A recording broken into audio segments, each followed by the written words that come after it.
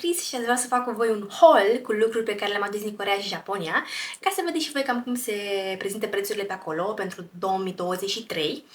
Cert este că sunt lucruri destul de ieftine, cumpărate din Don Quixote și Daiso în mare parte. Am cumpărat și de alte magazine, dar principal cumpărăturile mele au fost de acolo. Am venit acasă cu 17 kg de suveniruri. În prezent am doar 15 pentru că am mai dat pe la prieteni. Probabil că o să vă arăt în poze ce am mai cumpărat și cam ce prețuri au fost. O să încerc să acopăr atât locațiile de unde le-am cumpărat, dar și prețurile pe care le-am dat pe produsele respective. Ce pot să zic este că eu nu am avut limite de buget, dar când găseam un lucru care era foarte scump pentru mine ca persoană, vă dați seama că nu l-am cumpărat.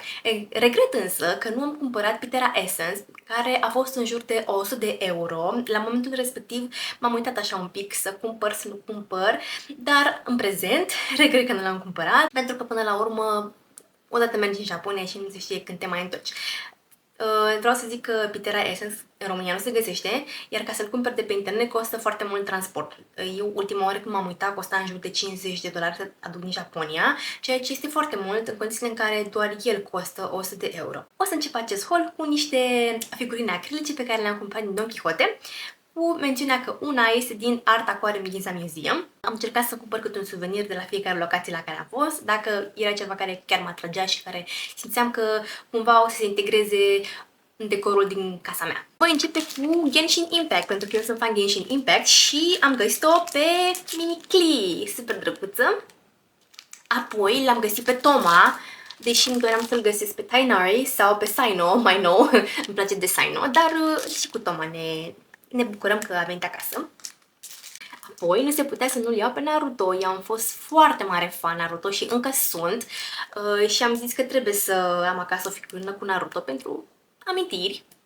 Încă place de el, adică dacă aș avea timp, sigur m-aș uita din nou la cele, nici nu mai știu câte sunt, 700 ceva de episoade, sau măcar manga să o citesc din nou. Și cea de la Art Aquarium Ginza Museum este această fată cu peștișori. Super drăguță, vreau să vă zic că erau vreo 8 modele, 8 sau 9 modele din această gamă și am stat puțin pe gânduri până soare, dar într-un final am ales pe aceasta și cred că am făcut decizia corectă. Apoi am cumpărat albume, pentru că nu mergi în Coreea ca fan K-pop și nu cumperi albume. Și pentru că acolo sunt foarte ieftine, prefer să cumpăr mai multe de acolo decât din online. Ideea este că eu sunt Excel și am încercat să colecționez toate albumele lor, însă uneori am zis că e mai important alt lucru decât un album. Și când într-un final m-am reîntors la gândul că vreau mai multe albume, ce să vezi, albumul pe care mi-l doream nu mai exista sau nu mai era acea ediție pe stoc, nu se mai fabrica. Și am plecat cu ideea că o să încerc să caut la anumite magazine aceste albume K-pop pe care mi le doream. Din păcate nu am găsit ce aș fi vrut. Aș fi vrut să găsesc FX Pink Tape sigilat, nu l-am găsit. Și în gândul meu era să-mi cumpăr 2 albume de la EXO. Am fost la un magazin, am întrebat dacă are versiunea care mă interesa de la EXO. Mi s-a zis că nu se mai fabrică pentru că a fost ediție limitată. Apoi am zis ok, dar de la EXO Chambeck și aveți acest album și mi s-a zis din nou la vreo 3 magazine, chiar și la unul foarte mare, că nu mai fac acest album.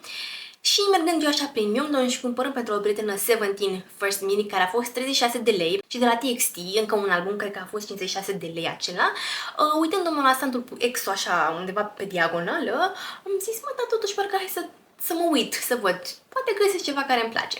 Și uitându-mă eu așa pe acolo, îmi face cu ochiul un album și eram, măi, ceva e dubios, suspicios, adică, da. Și, tada! Am găsit versiunea C limitată de la Cocopa pe care mi-o doream și care lumea spunea că nu se mai fabrică. Dar ce să vezi? Tada! Sunt foarte mândră de ea, adică este sigilată pentru că eu nu desfac albumele, mi le cumpăr și le las sigilate. Urmând apoi să mă mai uit pentru încă o prietenă să-i cumpăr un album, am găsit într-un final IU pe care am dat 76 de lei. Este un album foarte mare. Prietena mea a zis să nu-l cumpăr pentru că o să-mi ocupe foarte mult loc în bagaj, dar am zis este atât, adică ca să-l aducă în Belgia, că ea locuiește în Belgia, lângă faptul că o să coste foarte mult, mai există și varianta să nu-l mai aducă nimeni acolo, pentru că este un album destul de vechi și, după cum știm, albumele vechi nu prea mai fac mulți bani. I l-am cumpărat și la fel, raftul cu EXO iar la fel, parcă ceva mă atrăgea în direcția aia acolo. Și căutând eu așa, am găsit și al doilea album pe care mi-l doream, EXO Chamber și Blooming Days, super drăguț. Asta a fost mai scump, surprinzător, a fost 29.000 de won. Sunt fericită că le-am găsit amândouă și abia aștept să le pun lângă celelalte albume pe care le-am acasă. Da. Am mai cumpărat din Myeongdong, din Underground, și un pullover pufos. M-a atras foarte mult la el faptul că avea niște nasturi în formă de inimioară, deci cred că m-am uitat la el foarte mult doar pentru nasturii aceștia. Am dat pe el 11.000 de won doar pentru că am plătit cu cardul. Mi s-a zis că dacă nu plătesc cu cardul, plătesc 10.000 de won. N-am avut bani cash și a trebuit să plătesc cu cardul sau am plătit 11.000 de won. Am cumpărat și bentițe, pentru că eu sunt fan bentițe. Am cumpărat-o pe aceasta din Shibuya Station mai exact, dintr-un magazin, după ce m-am chinuit să găsesc ștampila respectivă stației și nu am găsit-o timp de o oră și m-am enervat și am intrat într-un magazin și am zis gata, am pac picioarele, trebuie să fac ceva. Ce face mie ca să mă liniștesc? Shopping. Și am zis că nu o să cumpăr nimic, doar o să mă uit așa, ghilimele, și am găsit-o pe asta și am zis că mi se pare superbă, este scoasă din Gossip Girl și am cumpărat-o. Parcă am dat 100 de lei pe ea, nu mai știu un yen singur, dar undeva pe la 100-150 de lei tot am dat pe ea. Tot la nivel de beniță, am dat și cum v-am zis pe aceasta. Asta luată dintr-o librărie din Coex Mall. Așa mai cute, mai coreană să zic. Super drăguță. E cineva fan Mihi pentru că eu sunt. Și am găsit un pop-up store în Ginza, care se deschis fix în ziua în care am ajuns în Ginza. Și mi-am cumpărat un Mifi Plush, drăguț, care a fost partenerul meu de vacanță până am ajuns în România. Am cumpărat și un coin purse, ca să-mi pun, vezi, domne, monezile din Japonia, doar pentru că nu l-am folosit atunci acolo, deși este super drăguț, e pufos. Și tot din acel pop-up mi-am cumpărat și un portofel, portcard mai exact, care este retractabil, în ideea să îmi pun cardul Pasmo și să fie mai ușor de intrat la, cum se numește, la metrou, în autobuz și așa mai departe. Da, nu l-am folosit. Tot la nivel de chestii drăguțe pentru păr, am luat aceste fundițe și de la Uniqlo, pentru că nu te duci în Japonia și nu pleci fără să îți iei ceva de acolo, am luat o pălărie, un bucket hat, super drăguță. E mai groasă, deci este perfectă pentru iarnă. Am luat din Don Quixote și o pușculiță, crezând inițial că este un bibelou. Ea este super drăguță, o pisicuță. Mi-a plăcut foarte mult că este corect pictată. Urăsc lucrurile care sunt depășite și mai pe scurt pictate greșit. Am crezut inițial că da, este un bibelou, de fapt este o pușculiță în care am pus ultimii mei bani japonezi, 200 de ieni, două monezi de 100 de ieni. Alte chestii cumpărate din Don Quixote. Am cumpărat un gel de față de la Senka. Super drăguț. Când o să mai merg acolo, sigur o să-mi cumpăr pachetul de 5 popularele geleuri, struguri, cred. Gene fir cu fir, că, na, de ce să te duci să nu cumperi?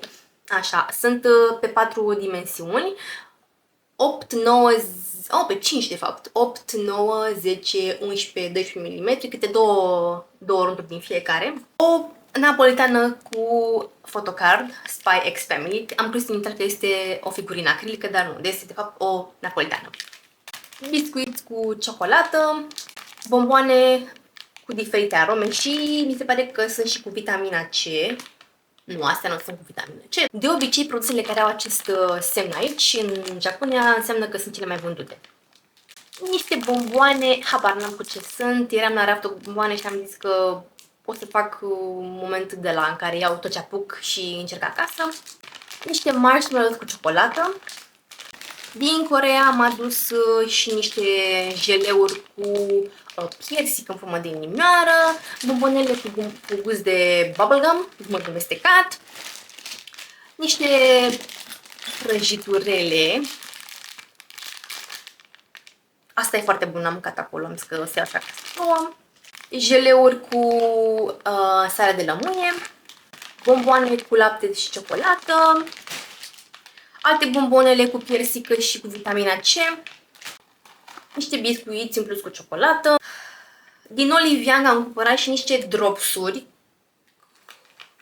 care târziu am aflat că dacă iau un pachet o să primesc un al doilea gratis. Din păcate era foarte târziu când m-am dus să-mi achit comanda și n-am avut timp să mă duc înapoi la Rap să mai cumpăr unul, așa că am cumpărat unul și ne-am primit unul gratis. Tot din Don Quixote am cumpărat și niște zahări din acelea pe care pui pe limbă și începe să explodeze. Niște bombonele cu piper. Din Coreea am cumpărat și aceste caramele cu căpșuni și piersică.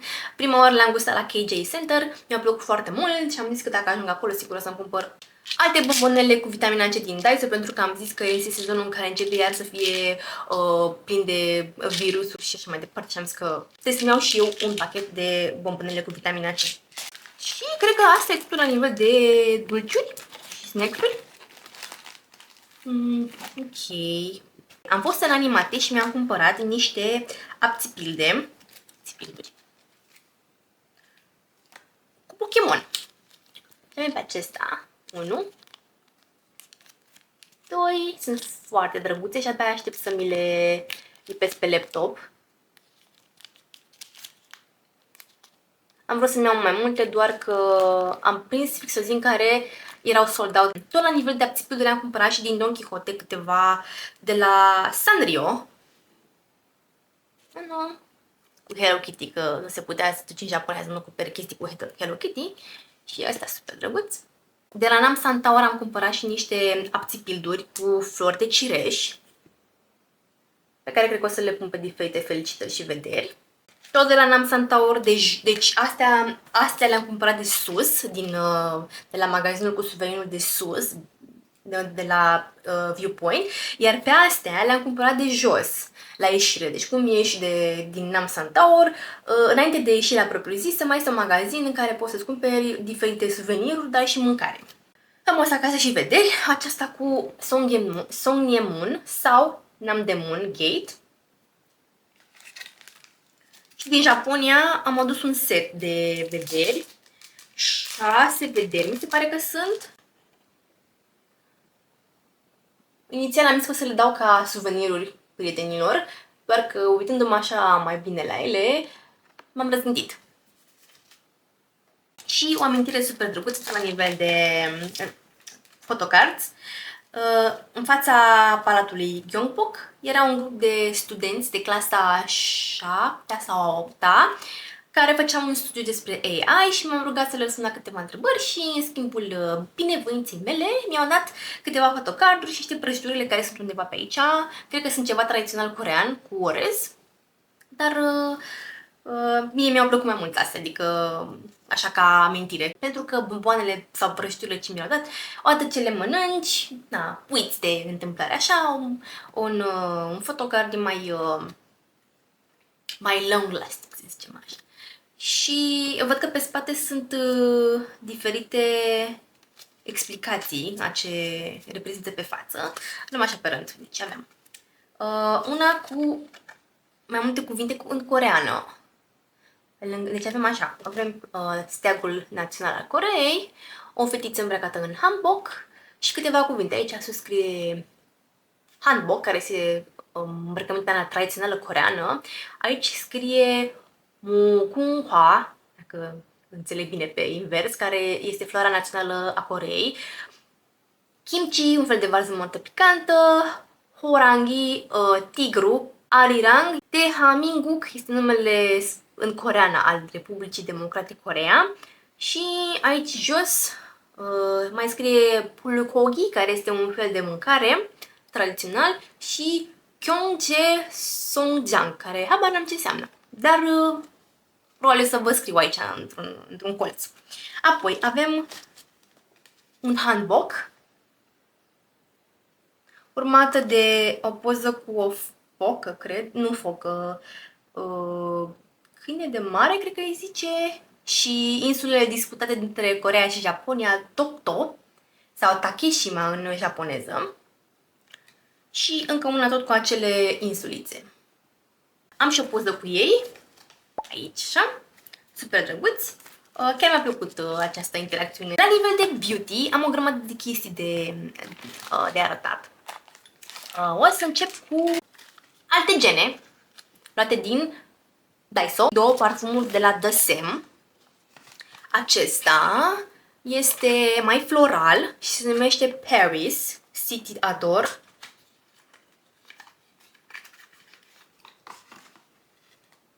Okay. Iar cel de-al doilea, care se numește Urban Breeze Vintage Water. Din câte mă duc aminte, este așa puțin mai pământiu, mai tonatic. Îl luați inițial pentru mama, dar ea a zis că nu-i place, așa că o să îl folosesc tot eu. Am cumpărat un ampul cu propolis de la Cos Erx. Am mai folosit în trecut acest ampul și mi-a plăcut, așa că am zis că o să mai cumpăr o cutie. Niște capsule cu ulei pentru păr din Don Quixote.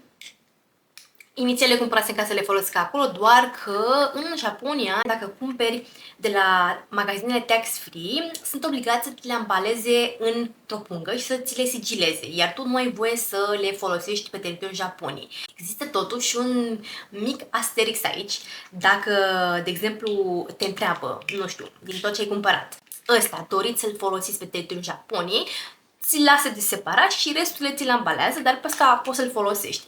Eu când am cumpărat nu știam de treaba asta și nimeni nu mi-a zis. Așa că doamna de la caserie mi-a ambalat toate lucrurile și am ajuns acasă și eram... Păi și eu ce fac acum? Pentru că scrie pe pungă de obicei Do not open until you leave Japan. Tot din Don Quixote am cumpărat și o palețică pentru ochi, portocalie beige cu sclipici. De menționat că la Don Quixote la fel, cum v-am zis anterior, dacă cumpărați lucruri perisabile, asta înseamnă mâncare sau beauty skincare, nu ai voie să le folosești pe teritoriul Japoniei și îți spune, pe lângă faptul că ți le ambalează în acea pungă specială, îți mai pune și acest sticker pe spate care poți să-l dai jos și să-l folosești dacă ți-l pune în punga aia, nu, dacă nu ți-l pune în punga aia, poți să...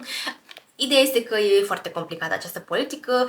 Cert e că dacă le ai în punga aia, nu le desigila, pentru că s-ar putea să ți le verifice la vamă dacă ai ghinion și să plătești și o taxă suplimentară, adică de fapt taxa pe care nu ai plătit-o, cum ar veni TVA-ul la noi, și o amendă.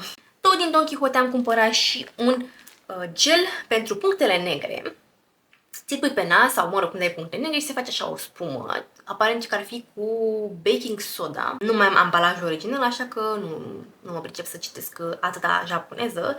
Doar că ce înțeleg este că îl pui pe față după ce te speli, aștepți 2-3 minute să se facă spumă, apoi aștepți încă 2-3 minute ca să se activeze spuma aia și putești cu apă. Am cumpărat și un body mist cu cotton candy. Și evident că nu puteam să mă duc în Japonia să nu cumpăr Matomage, care este un stick pentru firele rebele. Nu are miros, este practic ca o ceară de păr. Dai așa păr și gata. Firele rebele nu mai există. Un primer cu SPF. Din Olive Young am cumpărat un set de la Toriden pentru mama, o cremă și încă o gel, cremă, nu știu, sincer. Un stick slash serum cu tea tree pentru coșuri și puncte roșii, care are și un fel de exfoliant în capăt aici, așa? Adică când te dai pe față cu el și exfoliază pielea în același timp. Un fixativ pe care am auzit că îl folosesc foarte mulți idoli pentru fixarea părului, de la Dalif, la care am primit și acest bigudiu. Celebrul stick balm pentru față de la Kai. Cumpărasem 3 pachete inițial. Am rămas cu 2. Pudră de la Innisfree pentru sebum. De la The Sem o altă pudră pentru sebum. Foarte multe produse pentru buze. Așa. O să fac un clip pe TikTok probabil cu toate nuanțele. Am 2 de la Peripera, mi se pare. Ink Airy Tint 07 de la Peripera. De la Coco Healy un lip balm. Tot de la Peripera Ink Air Velvet 21 Fluffy Peach. Tot de la Peripera am luat Mood Glowy în nuanța 01. De la Etude am cumpărat Better Lipstick Talk în varianta PK009 Cosmos Road. Și din Japonia am cumpărat de la Daizik două nuanțe. Una este 07 Pink Berry și cealaltă este 03 Pink Guava, doar că nu sunt același tip de lip tint, sunt diferite. Unul este Dewy Tint, iar celălalt este doar un simplu tint, cred, nimic special. Tot la nivel de buze am cumpărat din Olive Young și acest lip smudger de la Amuse în nuanța Strawberry Milk. Din Don Quixote am cumpărat și un strugurel cu Pokémon pe care nu l-am folosit, evident. Tot la nivel de beauty am cumpărat și acest sclipici pentru ochi de la Etude în nuanța RD302 Lovely Carl și acest I'm Stick Shadow Shimmer de la I'm Mimi din Don Quixote. Și cred că cam atât. Am cumpărat evident și această spatulă de la Filimili, care era foarte populară pe TikTok la un moment dat, dar încă este în Coreea, adică să-ți întinzi BB cream-ul sau fund de ten și a venit împreună cu mai mulți bureței de diferite dimensiuni. Tot cu mifi și niște plasturi. Erau ieftine. Apoi mi-am cumpărat pentru manicură, pedicură aceste separatoare de la Etude cu inimioare și din Don Quixote o unghieră, pentru că trecuse deja foarte multe săptămâni, cu un mic compartiment în care să ții. Un pachet de șervețele cu 6 pachete de șervețele, cred. Și încă un pachet de șervețele, pentru că pe primele mi le-am îmbalat într-o pungă specială, cum v-am zis, și nu am putut să le folosesc. Iar celelalte trebuie să-mi cumpăr încă un pachet mare cu mai multe pachete mici, pentru că ei nu dau la bucată. Celebrul rimel de la Hair & Make, super waterproof. Este în nuanța, cred că black. Da, black. Un crem pentru ochi maro de la D-Up. Silky Liquid Eyeliner Natural Brown. De la Dyson am cumpărat și spray pentru gură cu limetă, piersică și rodie. Am cumpărat și două lame de ras, pentru că deja v-am zis, trecuseră 3 săptămâni și a început blănița să iasă. Din Don Quixote am cumpărat un rimel, nu e maro, este Copper de la Uzu. Stau să vi-l arăt că e deja desfăcut de acolo. Un blush de la Fasio, mov cu sclipici. Foarte multe mystery boxes, pentru care am zis că o să fac un clip special pe TikTok. Aici cred că sunt niște figurine acrilice, nu mai știu sincer să vă zic, la fel, cu acel sticker pe spate. Asta cu Hello Kitty sau, da, personaje la Sanrio. Astea s-ar putea să aibă niște berlocuri pentru telefon în ele, sunt toate de la E20 Walmart din Coreea. Tot din Coreea, de la un magazin, cred că 7-Eleven, am cumpărat tot un mystery box. Dropsul Halls cu grapefruit și vitamina C. Brelocuri cu cinnamon roll și My Melody de la Don Quixote. Tot de la Don Quixote am cumpărat și un breloc care are o pereche, dar perechea este la prietena mea. Are un magnețel aici într-o parte, atunci când se apropie, se lipesc una de alta. Încă un breloc de la Soul Tower, suvenir. O clamă să spui bretonul pe el, să stea umflat, să faci volum la breton. Ulei de unghii cu căpșuni.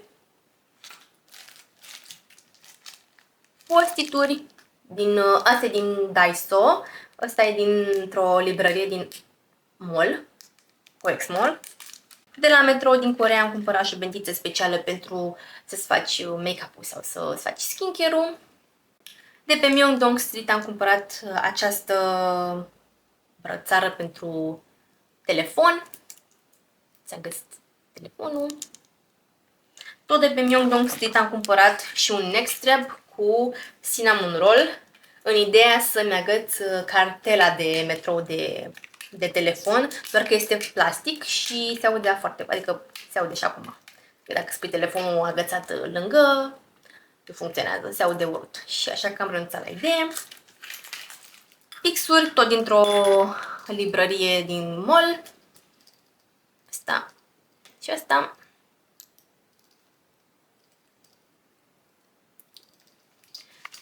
Tot un pix surpriză din aceeași librărie, personaje din Sanrio. Un bulețel de la Clio pentru cushion. Organizatoare pentru cabluri. Astea le-am din Don Quixote. Iar astea le-am din Daiso.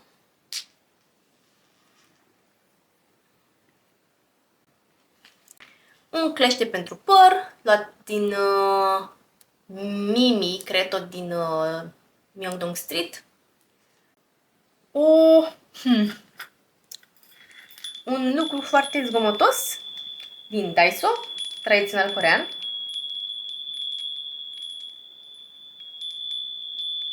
Care a făcut furor la mine în familie și aparent când mă mai duc să mai cumpăr. Am cumpărat și foarte multe pe decercei. Le avem pe acestea, 4, cumpărate în ultima zi. Da? Ăștia mi-au plăcut foarte mult, chiar dacă nu sunt originali, seamănă cu cei de la Vivienne Westwood. Așa. Niște elastice pentru păr din Daiso. Din Don Quixote am cumpărat aceste fundițe pentru păr, pe care le-am văzut foarte mult anul ăsta la idolii K-pop. Tot purtate de idolii K-pop sunt aceste fundițe, luate din The Plane. Altă fundiță din The Plane. Foarte multe agrafe de păr din Don Quixote. O pereche cu Hello Kitty. Și, evident, cu Miffy. Niște agrafe mai mari care târziu mi-am dat seama că s-ar putea să se rupă foarte repede pentru că sunt din plastic. Din Daiso. Tot din Daiso am cumpărat și alte elastice pentru că m-am gândit că dacă o să mă duc în Harajuku o să-mi fac niște condiții, dar nu s-a mai întâmplat. Și alte perechi de cercei din Don Quixote. Unii super drăguți, cu cireșe, abia așa să vină vara să-i port. Din The Plane, cred. Da, din The Plane. Le avem pe aceștia cu inimioară. Ce este mișto la acest magazin The Plane, pe lângă faptul că este plin de bijuterii de sus până jos și de alte prizbilizuri, este că îți arată poze cu personalități din Coreea care au purtat respectivele bijuterii. Eu ce mi-am ales nu a fost purtat de nimeni, dar așa ca fun fact. Ăștia sunt primii. Care la fel, nu sunt din tinichea, sunt placați, sunt placați cu argint. Se vede? Așa. Tot din The Plane, unii mai drăguți, micuți, mai finuți așa. Tot placați cu argint.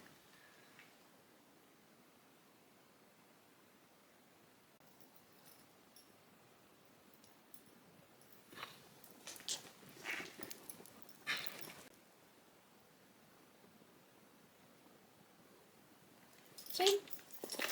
Și mai am, doar că cred că sunt în cealaltă parte a bagajului. Și un choker de pe Bukchon Hanok Village Street, chiar la intrarea în cartier.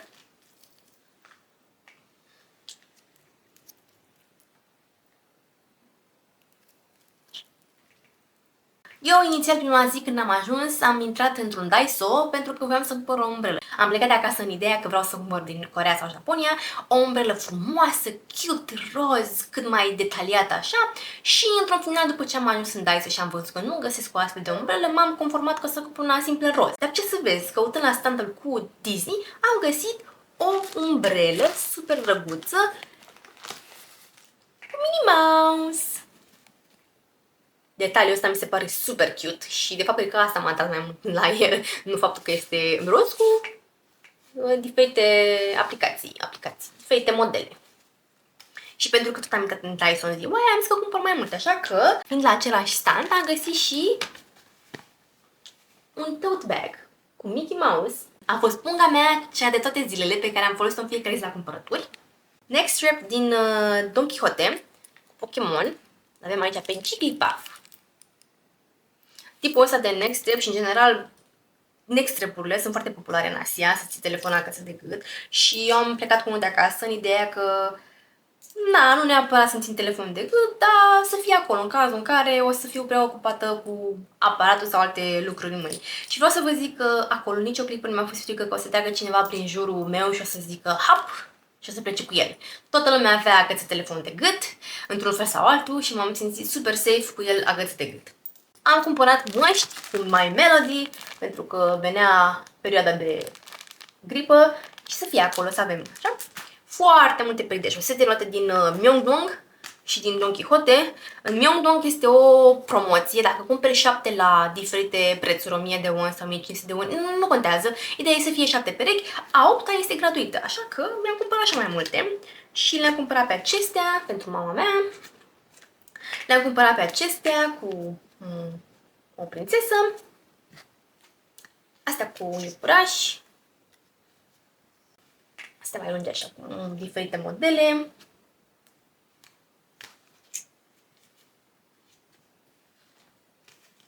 Și astea două sunt din Don Quixote.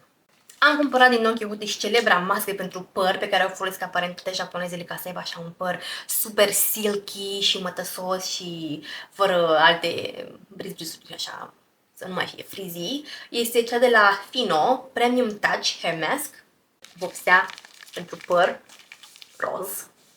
Măști pentru față din Olive Young. Să le arăt așa rapid. Astea pentru picioare, pentru față, așa. Am și una din Don Quixote cu orez, foarte populară la ei. Încă una pentru picioare, tot pentru față. Am cumpărat de la Mediheal destul de multe. Și asta. Și vreau să vă zic că am făcut așa o achiziție mai amuzantă, în sensul că știți cum e, te duci pe stradă și tinde cineva mâna și mâna aceea este un obiect. Și pentru mine a fost această mască. Și am zis că nu o să întind mâna să iau nimic de la hostess de pe stradă pentru că știu că este un tourist trap. Fiind așa în febra cumpărăturilor în seara numărul 2, am luat-o și am intrat în magazin. Am zis că dacă tot am luat-o să intru în magazin. Și acolo mi s-a zis că dacă cumpăr un lucru, al doilea lucru va fi gratuit. Și am zis că dacă tot am intrat, să mă uit. Nu știam absolut nimic din magazinul ăla. Magazinul se numește All Mask Story. Și dacă tot am intrat acolo, necunoscut nimic, am zis că măcar la măști, că cu măști nu dai greș. Și am ajuns la un stand cu foarte multe măști. Să vi le arăt așa pe astea două, pentru că cu astea am plecat de acolo. Dar fun fact-ul este că i-am zis, Doamne, nu vă supărați dacă nu cumpăr nimic. O să păstrez masca asta. La care mi-a zis, Miss, yes, 1+1 free. Și eram, nu cred că mă înțelegeți, dacă nu cumpăr nimic pot să o păstrez, atunci să dau înapoi. Nu n-am înțeles, așa că într-un final m-am dus la standul cu măști și mi-am ales, mi se pare că pe asta cu castraveți am ales-o, am plecat către casă, iar ea mi-a zis, Miss, 1+1 free și eram, iar trebuie să stau acum să citesc pe măștile alea dacă e ceva folositor pentru tenul meu. Așa că m-am ales cu 21 de măști la 10.000 de won. Pentru că un pachet cu 10 măști era 10.000 de won, al doilea era gratuit și asta oricum o primisem gratuit de la magazin, așa că, da. Tot pentru ten am cumpărat și ce suplimente cu colagen de la BB Lab cu rodie. Sunt 60 ceva de bucăți, cred, dacă nu mă înșel. Fă că nu mai scrie acum sau nu văd eu unde sunt, unde este gramajul. Doar că asta era populară, pe asta o cumpăra majoritatea persoanelor. Cea în cutie de metal nu încăpea în pacaj și am zis că nu, decât să o pierd, dar să o las în hotel, am cumpărat la cutie. Că eram sigură că dacă se întâmplă ceva, desfac cutia și rămân cu conținutul. Și tot la nivel de măști, am luat niște peturi pentru coșuri cu titri. Sunt 4 bucăți cu diferite dimensiuni. Și acum vreau să vă arăt cel mai prețios suvenir. Este un bibelou, cred, dar nu e nici din ceramică, nici din plastic, nu știu din ce, sincer să vă zic. Ideea este că l-am spart ultima seară. Ea este Ayaka și a venit și cu o cărticică și zice așa: Ayaka, care probabil înseamnă adorable pentru că este fix de desubt, în ghilimele. My spirit attracts affection and brings joy. By sharing your sweet and charming nature, you draw others to you. You spread the joy of my spirit by engaging with others in your warm and loving way. În ultima seară, pentru că era într-o cutie foarte mare, am scos-o și am băgat-o în niște șosete. Și pentru că la televizor era o emisiune care mă enerva foarte rău, am plecat cu șoseta și cu ea în mână, am schimbat programul și în momentul în care m-am întors către bagaj, s-a dus cu totul pe cresi. Este făcută din 3 părți: fața, capul și părul și corpul. Eu am rămas în seara aia cu corpul și cu capul, practic. Că fața aia stătea mai se ținea acolo un pic. Și am avut noroc că s-a putut repara, dar tot îmi stă pe creier că am spart-o. Am cumpărat și niște șarfe cu mătase coreană. Inițial o cumpărasem doar pe asta, pentru mama. Apoi am zis că o să o cumpăr și pe asta tot pentru ea. Din păcate ei nu-i place aceasta, așa că o să rămână mie una. Și din Ginza am cumpărat niște eșarfe de la Vivienne Westwood, originale, pe care am dat 1320 de ieni bucata. Am stat ceva până să-mi aleg un model. În final am plecat cu modelul ăsta. Și cu modelul ăsta. Foarte diferite culorile, știu. Un alt obiect pe care m-am ținut să-l cumpăr din Japonia este MiniPie, un instrument de scris, jumate cariocă, jumate liner, fine liner, pe care l-am găsit în aeroport în ultimele clipe și am zis că gata, este destinul. Practic, ultimii mei bani pentru astea s-au dus, deși n-a costat mult, 1200 de ieni și vine în 6 culori. Abia aștept să văd cum funcționează. Tot la nivel de chestii pentru păr, am primit de la un magazin de la care am cumpărat un binyo. Dacă nu știți ce înseamnă binyo, este un instrument de prins părul tradițional corean. Și uitați de acest instrument, doar că prietena mea mi-a zis că vrea și ea unul de acolo. Eu am întrebat-o, i-am zis, ce vrei să-ți aduc? Și ea mi-a zis, păi uite, ia adu tu un binyo. Și zic eu, perfect, să caut unul. Și nu prea am găsit, până într-un moment în care am ajuns într-un magazin și l-am văzut pe al ei și apoi am zis, păi nu, că trebuie să cumpăr și mie și să-i cumpăr și altei prietene. Și varianta pe care am ales-o eu este aceasta. Și pentru că am cumpărat 3 binyo, doamna de la magazin mi-a dat un mic cadouaș. O fundiță, o altă fundiță și încă o fundiță.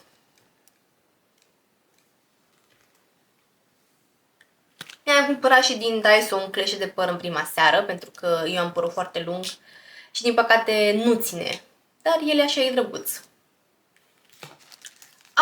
Cum v-am zis, am cumpărat foarte multe mystery boxes. Am mai găsit încă 3, tot din Don Quixote luate. Aceasta cu personaje din Sanrio, asta cu niște pisicuțe și tot personaje Sanrio, aceasta. Am luat un stand pentru telefon cu Hello Kitty, tot din Don Quixote. Avea mai multe variante, avea și cu My Melody, și cu Cinnamon Roll, și pe mov cu acea pisicuță asta de aici, nu mai știu cum îi zice, cu Romi, și pe albastru, mi se pare că avea și cu Totoro, dacă nu mă înșel. Și că veni vorba de Totoro, am luat și bețișoare cu el. 3 la număr. Și o figurină acrilică cu clește pentru hârtie, probabil, să-ți ții agățată hârtia, I don't know. Era un stand foarte mare cu chestiile astea și am ales-o pe asta prima și am zis că totuși parcă hai să mă mai uit în toată diversitatea de modele și într-un final, după vreo 10 minute, am ales-o tot pe asta, adică asta a fost the one, să zic așa. Și pe final, suvenirurile alea mai tradiționale, adică magneți și alte brizbrizuri de pus prin casă, ca să vadă lumea unde ai fost. O să încep cu magneții din Don Quixote, pentru că mi-am cumpărat magneți la Don Quixote, am cumpărat cred 30 de magneți, cum v-am zis, majoritatea le-am dat, dar ce am mai păstrat, toți sunt mulți. Și îl avem pe acesta,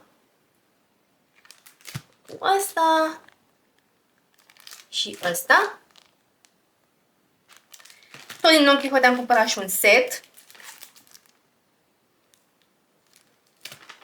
Și niște gheișe foarte drăguțe, care sunt așa jiggling.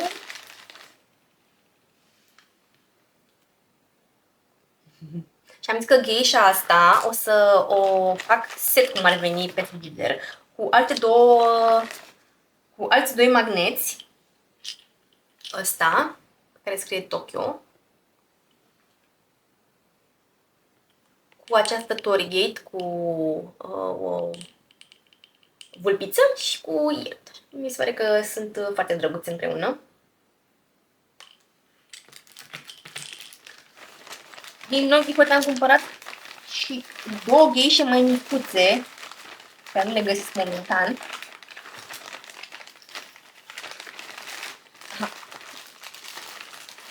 Astea așa drăguțe.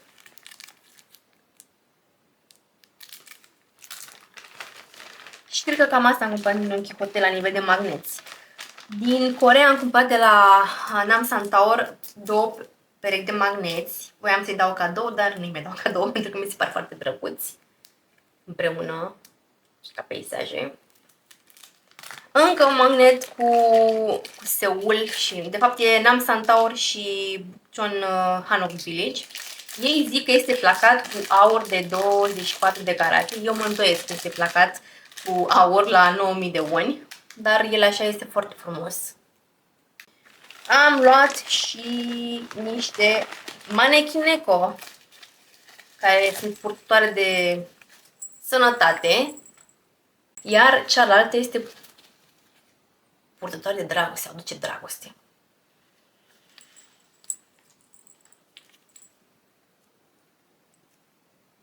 Așa? Și cred că am mai cumpărat încă una, doar că este în alt stil, tot pentru sănătate, care se agață, da. Asta așa. Și tot la nivel de cearmuri pentru sănătate, noroc și așa mai departe, am luat de la Sensoji Temple două amulete, să le zicem așa. Astea. Și ultimii magnezi din Coreea. Sunt 4 la număr individuali. Să vă arăt 2 cu 2. Ăștia odată. Și ăștia. Am zis că îi dau cadou, câte unul, doar că mi se pare adorabil împreună și nu îi voi mai da cadou.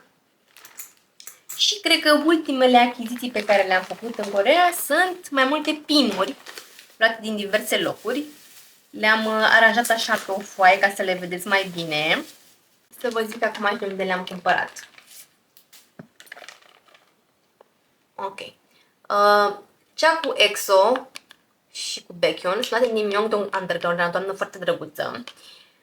Asta cu pisică și asta cu floricică și cu iepurașul, deci sunt de la o librărie din Coex Mall.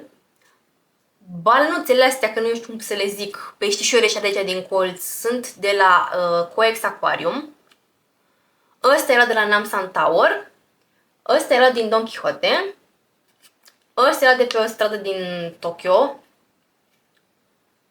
Totoro era de la Don Quixote și pisica din Suzume este din Myeongdong Underground. Și cam asta este haul meu pentru voi, sper că v-a plăcut și că poate vă ajută într-un viitor să faceți o listă sau poate, nu știu, să vă faceți un mic buget pentru suvenirurile pe care le puteți cumpăra de acolo. Eu am încercat să detaliez cât mai mult și să păstrez locațiile și prețurile cât mai exacte. Dacă am greșit ceva, îmi cer scuze și sper că v-a plăcut acest clip. Dați un like și un comentariu. O să încerc să răspund toate comentariile cât mai exact și ne vedem data viitoare. Mulțumesc! Pa, pa!